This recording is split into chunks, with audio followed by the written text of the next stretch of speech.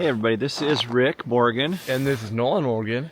And since I can't post anything on CGC forums, I'm not allowed to post there, we wanted to take a moment and say hello to you while it's minus 3 degrees. Nolan, show them where we are. It's minus 3 degrees. Yeah, it's really pretty dang cold. We're pretty cold. Yeah. But we wanted to have a little bit of a dialogue in this subject that just won't die because we're not allowed on forums. But we wanted to say... wanted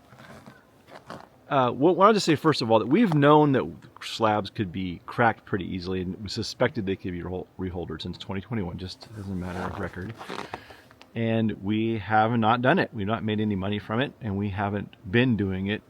I mean, people say, "Oh, he's a bad person. Look at the stuff he's doing," but especially in CGC forums. But we haven't been doing that, right? We've kept it to ourselves for years, exactly, and we didn't do anything to make money from it. Only when the cat was out of the bag did we share this information. And incidentally, we did years ago mention it to someone at CGC, and by email, and we got crickets. We got nothing back, so no action was taken.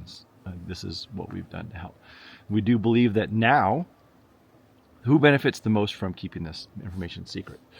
From keeping this secret, the primary benefactors are the scammers in CGC. CGC certainly didn't want it to come out. Scammers certainly didn't want it to come out. Right, and they didn't want to know how, and they didn't want people knowing how it was being done. Who profits the most from everybody knowing? We do. Why do we do that? Because now, these scammers have less power. They can no longer scam with impunity. Right? If they were just caught, another person would be caught later. Now we're all looking out for it. We can all see for ourselves what it looks like, and I think that dilutes their power and it distributes the information. I think that's power for us. What do you think, Nolan? You have any opinions? No, but I think that it is really good that you shared it with everyone. Like the fact that you didn't keep it to yourself, the fact that everyone knows now is like very powerful, very important. Yeah, well, we kept the information that it could be done to ourselves until someone said it was being done. Thank you, 99 Noon Stand, for that. Yeah. Other people. Now it needs to be known. The cat's out of the bag, so it needs to be known. Obviously, CGC wasn't going to do anything about it. And at least they weren't doing anything about it, and so that's that. We wanted to put that out because there's, especially in CGC forums, there's a lot of animosity. But you're cold. I know we're getting really cold. No, this is a really cool view. It is a cool view. It's really tall. So, but some questions we have. So off of that, now we've said it many times in lots of places. We wanted to have one reference video that we could point people to without having to watch the whole thing to get that statement. But also, we wanted to say, hey, we have some questions for you. Question one. Have you ever noticed yourself gifts grades are one thing, but also have you ever noticed a grade that is really, really often just couldn't possibly be right? If you do, put a comment below. What's your question, Nolan? Have you ever seen like a slab that's been like fishy, looks tampered with, a little broken before? Maybe. Have you found one like that now that you think about it? Hindsight's 2020, I know, and all these experts are kind of come out and say, I knew this the whole time. But, but we want to know like a poll, right? Like, have you seen something like that? Or a gift grade or a weird off grade and a tampered slab? And then the last question I think I would have is, are you going to change? What's going to change for you? Are you going to now not send things into CGC in another company? Not send things in at all? Are you done with the slab business? Going to start reading your comic books now? How is this going to change for you as an individual, not as an industry, but as you as a viewer and a commenter? Do you have any other questions, Nolan? Not really. No? Okay. Why don't you show the folks a view of where we're at? We're looking at here first, and we'll call it. It's a beautiful sunset today. Oh my! Yeah, it really is. So, well, anyway, doesn't feel real looking at it. Looks so far away. Right, it is kind of trippy. Right? It's amazing. So, well, that's us for today, folks, and we will. That's just a few comments. We just wanted to have a dialogue, maybe in our own comments, where we're not controlled, and we'll see you next time. All right. Bye. Take care. See you later. Bye-bye. See ya. See ya. All right, so since this video is kind of short, Nolan and I had some discussions after this video was recorded because there was like an interview with Matt Nelson on the West Coast Avengers thing, and there are a lot of attacks on those poor guys. They took.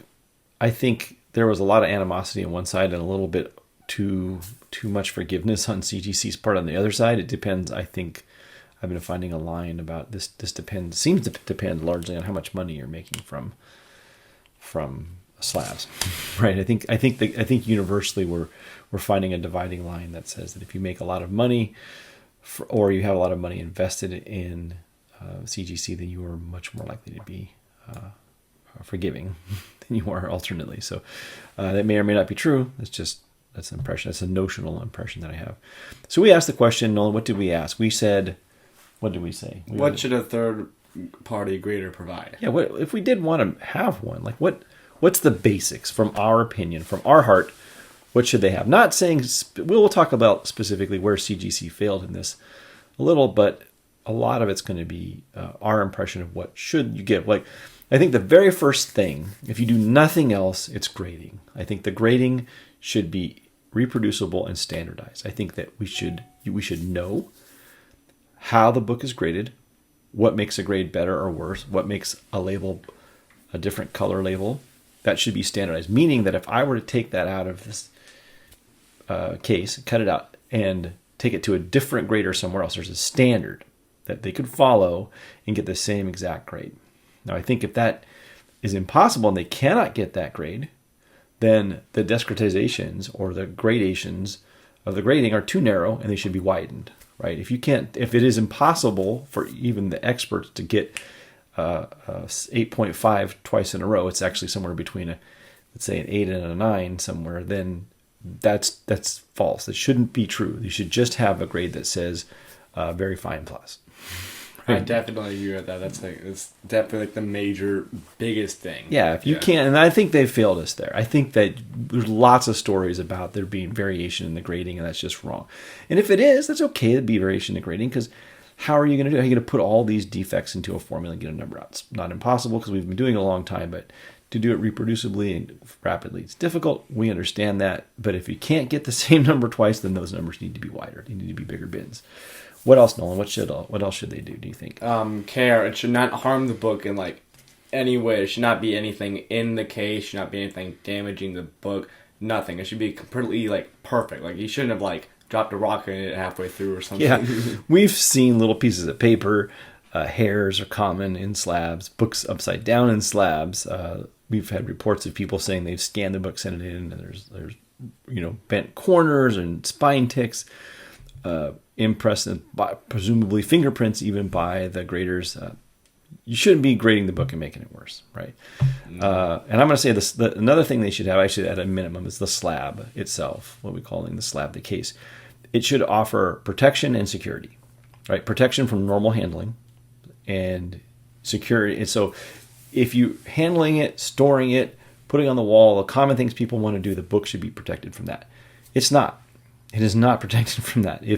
Especially from, I have lots of examples. People have sent me of books stored indoors, and this is where all the experts come out and say, "Oh, it's impossible. No amount of sunlight." People who don't know anything about anything will pipe off as if they are huge experts in this stuff. But I have lots of examples about of people who send me indoor books stored in photos in their shop. One guy in particular, King's Comics in Australia, sent me photos of these books, just the colors just bleaching out indoors over time. And it depends a lot on the lights you have, and LED lights have a huge fraction in the UV. Certain ones do. So it's been a problem. So that is absolutely can happen, and they should be protected. That you should be able to put a book in a case, store it in normal conditions, remove it, and not have it faded by the light. Should be protected by UV light. And incidentally, we sell a thing that we're now calling the MacuSlab. It used to be the UV Slab Max that you put on them. It does protect them from UV light. So we sell that. So you can get it from us. But so that should be true, that you store the book safely and the grade does not change in the case. Incidentally, people are whitening their books in the case too. They can use blue light to whiten the book in the case. So the other thing is true. People are improving books inside the case without removing it. Several people have done this and reported it to me with varying degrees of success, but it's been happening. Obviously, it doesn't change the grade, but the curb appeal increases. Security. What do you think about that, Nolan? What do you think about security? What should we have on that? It should be tamper resistant and tamper evident, so you can see if it's been tampered with. Bare minimum, right? I think that's what they were going for. but they didn't check themselves, right? Yeah, it doesn't before really they wreck work. themselves. Clearly, in their secrecy that the CGC is known for and their hubris, that they play things quiet, and that's okay. But it's not okay if what you're selling is trust, because transparency and communication are the foundations of trust. If you don't have these things and you've got a lot of hubris, you are setting yourself up for mistakes to happen, for things to creep through. Clearly, this was super easy to do, and they didn't even consider it or catch it, or if they did, even worse. The other thing is even more horrifying. They knew and they didn't do anything about it because it was cheap to do it the way it is. So, I think the last thing is we want to talk about this trust.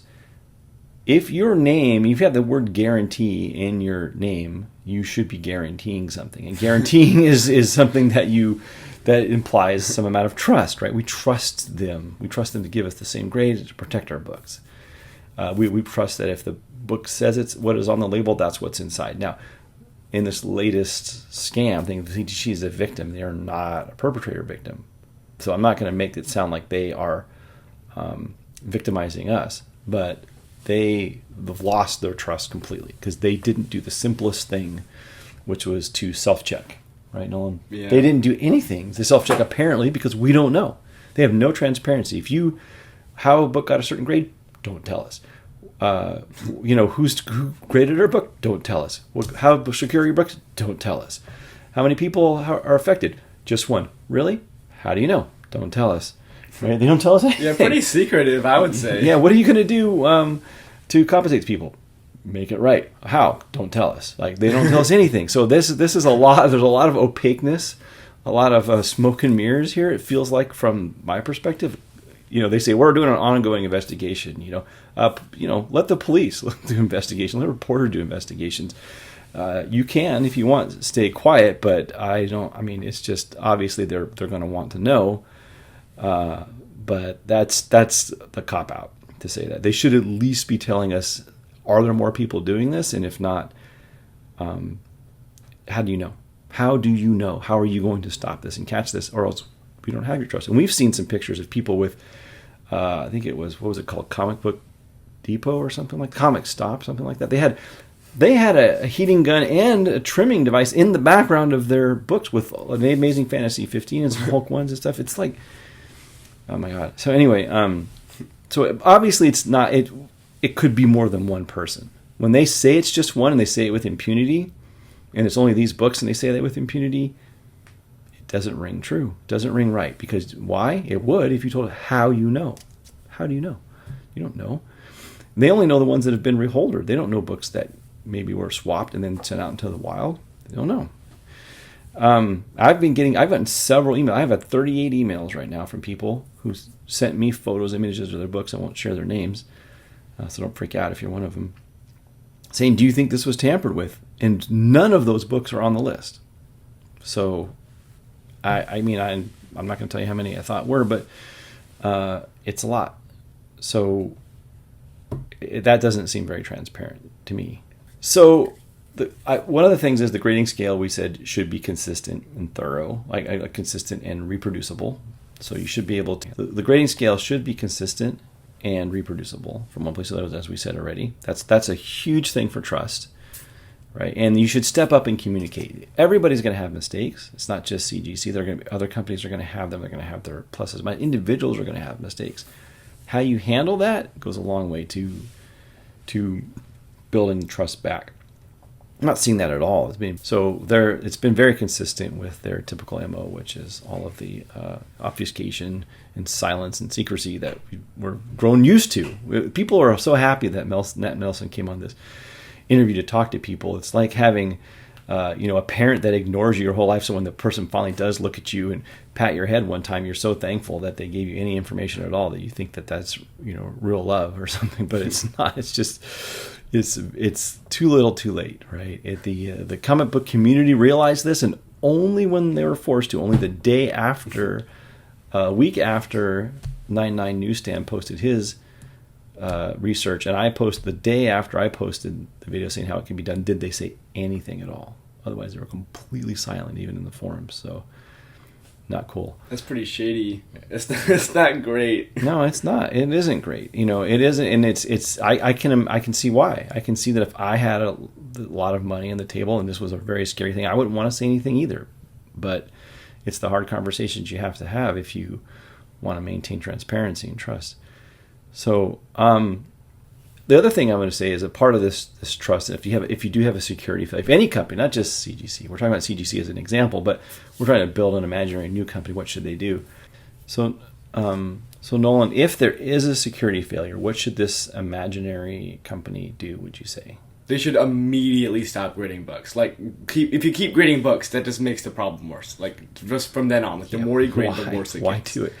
And you should tell us how it happened so we can detect it, and you should tell us that no other books could possibly be affected. Just assure us of that. Yeah. Or do you think we're there right now? No. No, we're not there. No. That didn't happen. And then it was, there's a scene from The Boys with Billy Butcher that I try to find and post up here if I can. That reminds me of like how how this interview happened recently. Like he didn't answer any questions. Matt Nelson. I don't blame him, really. I wouldn't either. If I were in this much trouble, I would keep as much stuff secret as possible, but it was not there. None of this was information was shared with us. So I'll tell you what.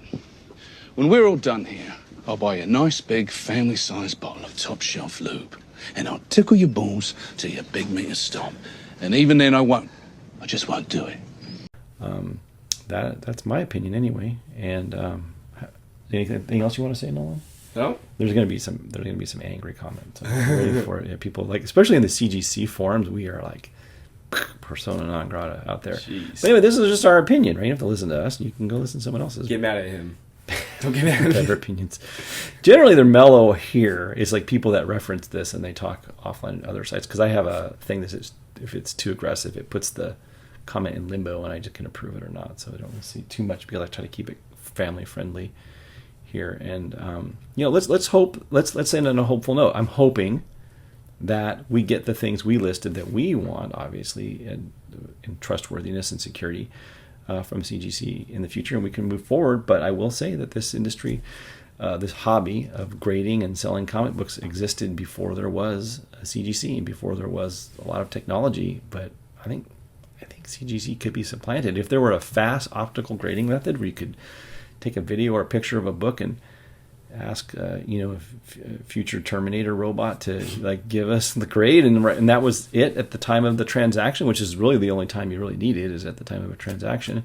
And there were a way, and there is a lot of ways to protect books. Then I think that's it. I think that we wouldn't need them anymore, and I think the world is sort of being shocked into realizing that for the first time. Maybe there's alternative grading companies for now, but I think the future without them may be coming up for us. I think the future without books may be coming up for us. Not too long, but these are precious collectibles right now for us.